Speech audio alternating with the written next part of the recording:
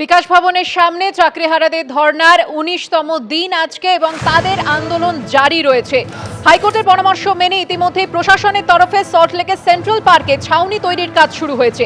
রাতে bio toilet বসানো হয় বিধাননগর পুরসভার তরফে। পর্যাপ্ত পরিকাঠামো তৈরি হলে সেন্ট্রাল পার্কে সরবে ধর্নাস্থল। প্রশাসনের তরফে কালকের মধ্যে আলোচনায় না বসলে বৃহত্তর আন্দোলনে হুঁশিয়ারি দিয়েছেন চাকরিহারারা।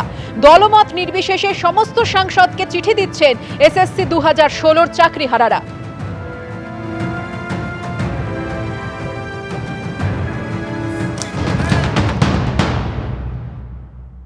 চাকরিহারারা আন্দোলন করবে না অন্য পথে আন্দোলন করবে সেটা আদালত দেখবে, পুলিশ দেখবে। আমরা তাদের যে ইস্যু যে তারা বঞ্চিত হয়েছে এর জন্য দায়ী মমতা বন্দ্যোপাধ্যায় এবং এর দায়িত্বও নিতে হবে মমতা বন্দ্যোপাধ্যায়কে। তাই পুরো সলিউশন না দেওয়া পর্যন্ত তাদের প্রতি আমরা সহমর্মী। চাকরি বাঁচাতে এবার আইনজীবী বিকাশ রঞ্জন ভট্টাচার্যের দ্বারস্থ হলেন চাকরিহারা শিক্ষকদের একাংশ। বৈঠক শেষে আইনজীবী জানান যে সুপ্রিম কোর্টের রায়ের পর আর কোনোভাবেই চাকরি ফেরত পাওয়া সম্ভব নয়। একমাত্র পরীক্ষা দিয়েই মেধার ভিত্তিতেই নিয়োগ হতে পারে চাকরিহারাদের।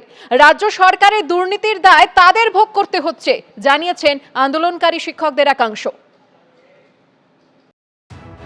চাকরি ফেরতের দাবিতে 18 দিন ধরে আন্দোলন চালাচ্ছেন চাকরিহারা যোগ্য শিক্ষকরা।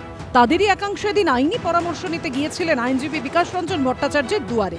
নিয়োগ দুর্নীতি মামলায় সুপ্রিম কোর্টের চাকরি বাতিলের রায় যে বদল হওয়া কার্যত অসম্ভব, সেটাই এদিন জানিয়ে দিলেন নিয়োগ দুর্নীতি মামলার অন্যতম আইনজীবী বিকাশ রঞ্জন ভট্টাচার্য।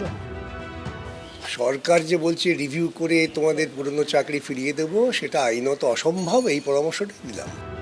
সুপ্রিম কোর্ট কলকাতা হাইকোর্টেরই চাকরি বাতিলের রায় বহাল রাখার পর চাকরিহারাদের নিয়ে বৈঠকে যোগ্যদের পাশে থাকার আশ্বাস দিয়েছিলেন মুখ্যমন্ত্রী। আমরা আইনজীবীদের সাথে পরামর্শ করে বাদবাকিটাও আমরা নিশ্চয়ই আবার দরকার হলে রিভিউয়ে যাব, এইটুকু বিশ্বাস আমাদের উপর করতে পারেন। এই পরিস্থিতিতে দোলাচলের মধ্যেই আন্দোলন চালিয়ে যাচ্ছিলেন চাকরিহারারা। চাকরি বাঁচাতে কি পদক্ষেপ করা যেতে পারে তা জানতে চেয়ে শনিবার বিকাশ রঞ্জন ভট্টাচার্যের বাড়িতে যান চাকরিহারা 8 শিক্ষক। জানতে এসেছিলেন যে আইনত ওদের কাজ ফিরে পাওয়ার সম্ভাবনা আছে কিনা, সেটাই পরিষ্কার করে বলে দিলাম যে সুপ্রিম কোর্টের রায় হওয়ার পর ওদের আর পুরনো কাজ ফিরে পাওয়ার কোনো রাস্তা নেই। নতুনভাবে পরীক্ষায় বসে ওদের যা যোগ্যতা আছে সেই যোগ্যতা এবং মেধা দিয়ে ওরা আবার চাকরি ফিরে পেতে পারেন, এই পরামর্শই আছে, অন্য কোনো পরামর্শ দেওয়ার নেই। রাজ্য সরকার এবং স্কুল সার্ভিস কমিশন যারা মূলত করাপশনটা করেছে তারা অবিলম্বে এই যে প্রকাশ্যে আনুক কারা কারা নির্দিষ্টভাবে এই দুর্নীতিমূলক প্রক্রিয়ার সাথে যুক্ত আর কারা যুক্ত নয়, এটা পাবলিক ডোমেনে আনুক। এটাই হচ্ছে, এই দাবিতেই আমাদের আন্দোলন হবে এখন। এই আবহে তৃণমূলকে নিশানা করেছে বিরোধীরা, পাল্টা জবাব দিয়েছে শাসক শিবির। এসএসসিও কোনো রুলস রেগুলেশন কিছু আনতে পারছে না। যারা আন্দোলনকারী তারা বলছেন আমরা পরীক্ষা দেব না, কোর্ট বলেছে পরীক্ষা দিতে হবে। মুখ্যমন্ত্রী বলছেন আমরা বারবার কোর্টের কাছে ট্রায়াল করবো, আমরা রিঅ্যাপিল করবো, অ্যাপিল করবো, কিন্তু নিট ফল এখনো পর্যন্ত পুরোটা ধোঁয়াশা।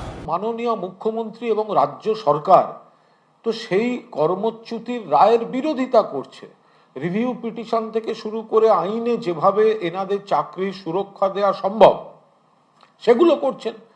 যে সমস্ত রাজনৈতিক দলের আইনজীবীরা চাকরি খেতে হবে বলে যারা চাকরি খাওয়ার রাজনীতি করেছেন, যে বিজেপির সাংসদ আমি চাকরি খাওয়ার পক্ষে যারা বলেছেন, তা এখন তারাই আবার প্ররোচনা দিচ্ছেন এদেরকে। এদিনই আলোচনায় বসার প্রস্তাব দিয়ে সোমবার পর্যন্ত রাজ্য সরকারকে ডেডলাইন বেঁধে দিয়েছেন চাকরিহারা আন্দোলনকারীরা। পার্থপ্রতিম ঘোষের রিপোর্ট, এবিপি আনন্দ।